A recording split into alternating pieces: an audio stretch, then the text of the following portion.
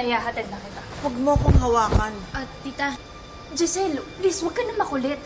Alam ko affected ka sa viral video mo, pero mas lalo mong sinisira yung image mo sa pinaggagawa mo ngayon. Kaya tara na, umuwi na tayo. Hindi ako sasama sa'yo. Tara na. Tita.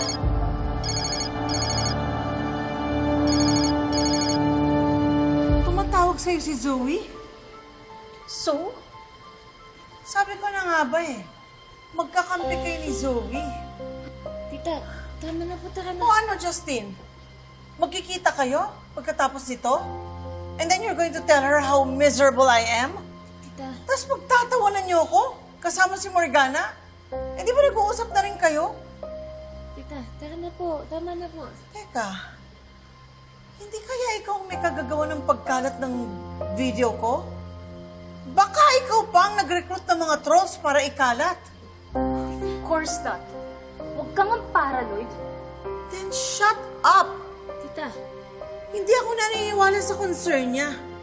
Because all you ever wanted was to see me down. Gusto mo akong bumagsak, mapahiya. That was what you wanted, di ba? For a very, very, very, very long time. Tita, tara na po. Sige na. Tama na po. Wala kang utang na loob. Tita. Ganon. Walang utang na loob, Pati sige, dyan ka na. Justin! Tita, alam mo, sana hindi na lang kita pinuntahan dito.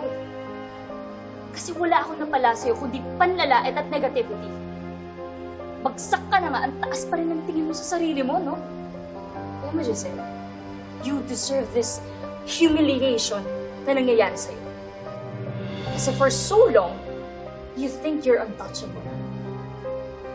Ano ngayon pakiramdam na pinagtatawanan ka? Saya? Deserve mo yan.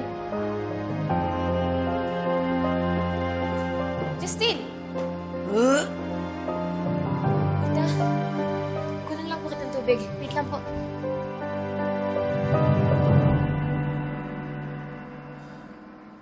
Mga hayop kayo. Mga hayop kayo.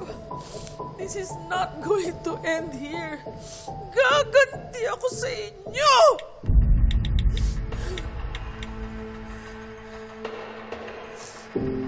Hello? Fräulein? Si Giselle to. Meron akong paggagawa sa'yo. Si Morgana, go! I want her to pay for everything she did. I want complete humiliation, degradation. I want disgrace. Gusto ko na habang pinagtatawanan siya ng buong mundo, umiiyak siya sa kahihiyan. Ano akala niya? Akala niya sa akin, I'm some loser who can't play this game? I invented this game. At sa larong ito, revenge is the only prize. Tita?